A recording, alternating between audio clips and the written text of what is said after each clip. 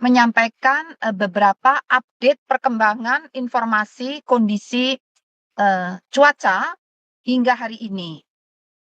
Jadi diawali pada bulan Maret 2024, BMKG telah merilis prediksi bahwa awal musim kemarau 2025 akan mengalami kemunduran pada sekitar 29% zona musim, terutama di wilayah Lampung, sebagian besar Pulau Jawa, Bali, Nusa Tenggara Barat, dan Nusa Tenggara Timur.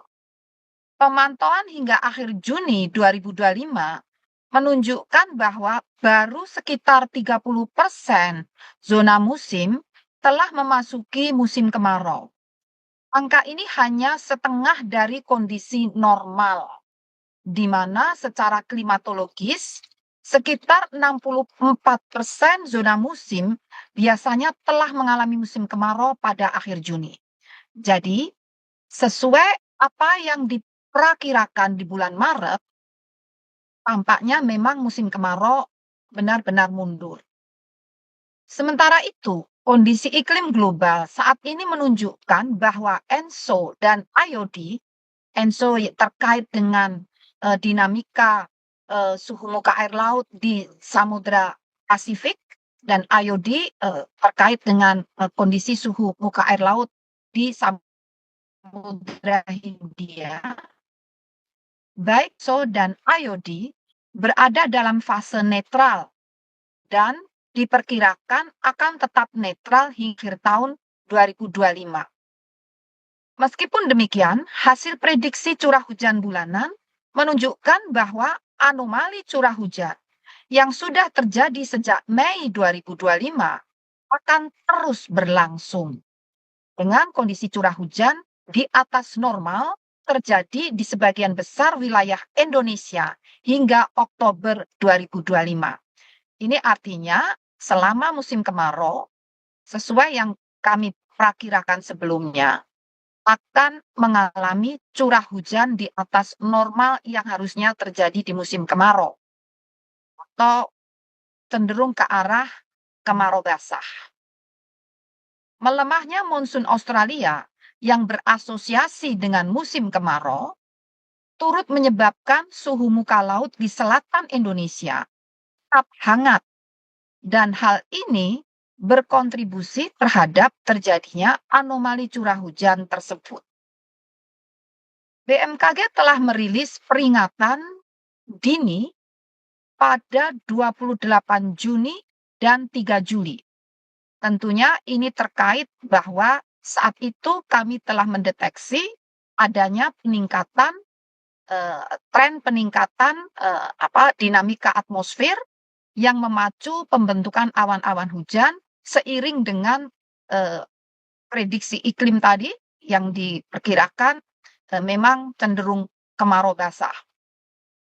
Jadi, rilis peringatan dini pertama pada 28 Juni dan kedua 3 Juli menyampaikan bahwa cuaca ekstrim masih mengintai sejumlah wilayah Indonesia, khususnya wilayah yang banyak dikunjungi selama libur sekolah, serta wilayah padat penduduk dan transportasi tinggi. Memang sengaja rilis itu kita sampaikan dalam konteks untuk menjaga bagaimana aktivitas libur sekolah atau wisatawan dapat termitigasi.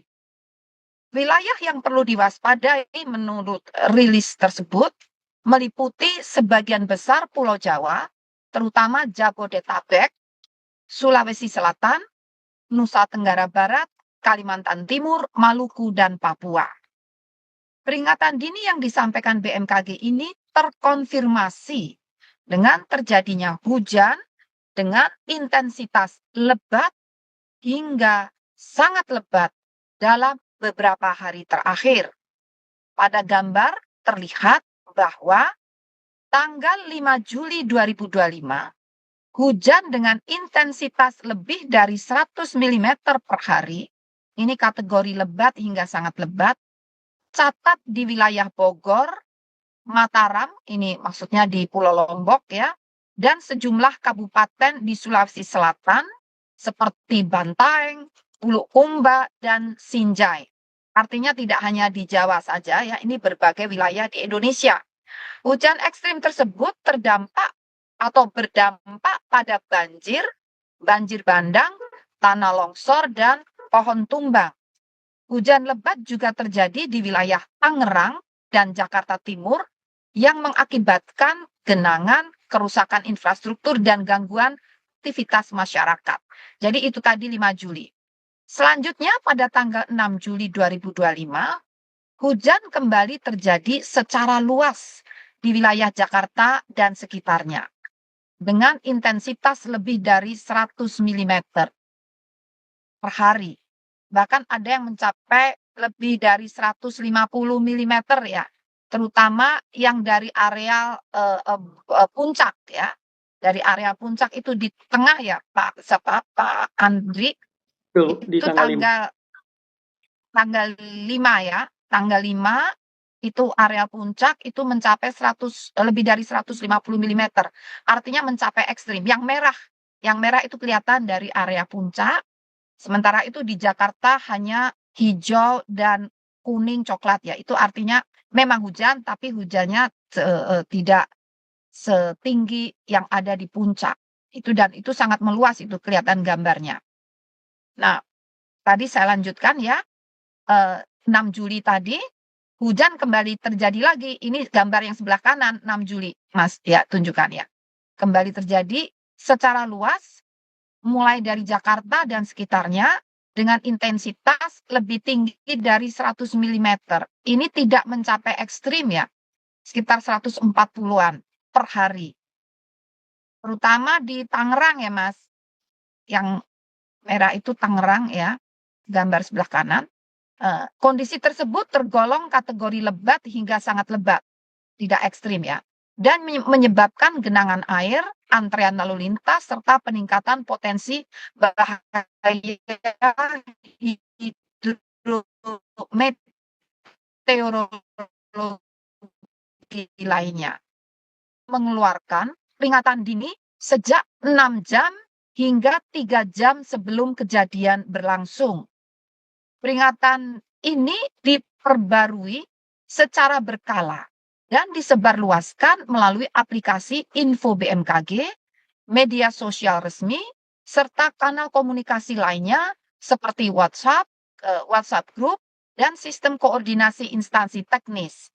Jadi misalnya tim kami koordinasi intens dengan tim BPBD di DKI, di juga Jawa Barat ya, dan juga di Banten.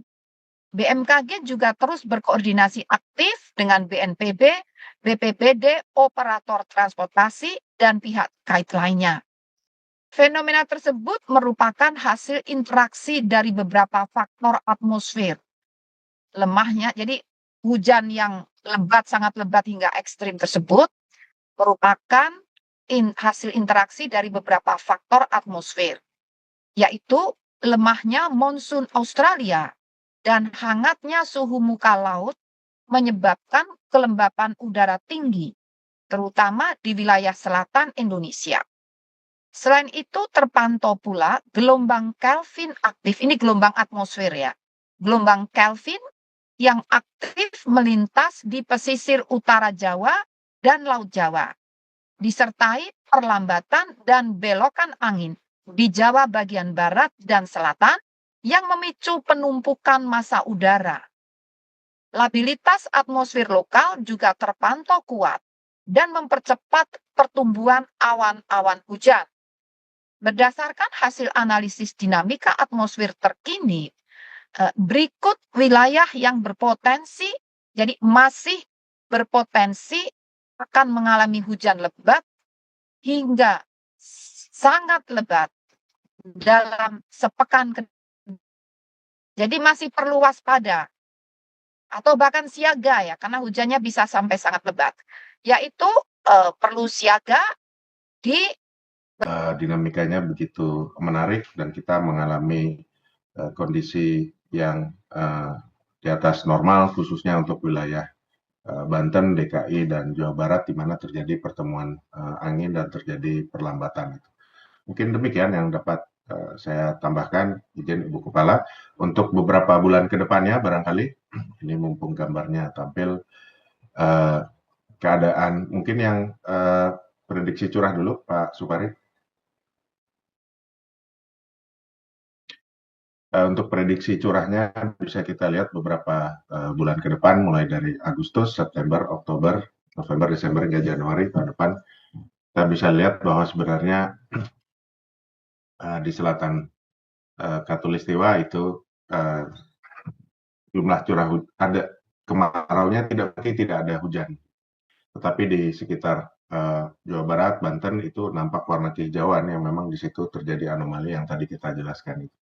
Di daerah lainnya tetap mengalami kemarau seperti di sekitar pertengahan Pulau Sumatera yang saat ini juga kondisinya di bawah normal. Jadi artinya kondisi yang terjadi di Indonesia ini sangat beragam sekali. Nah, menjelang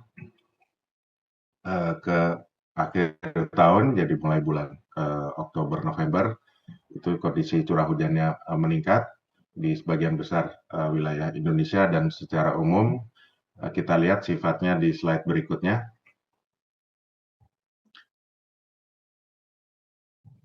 Nah, kalau dibandingkan dengan kondisi normalnya, kemarau tahun ini itu dari bulan ke bulan kita lihat keadaannya di atas normal, dan kondisi ini yang barangkali perlu kita waspadai. Tetapi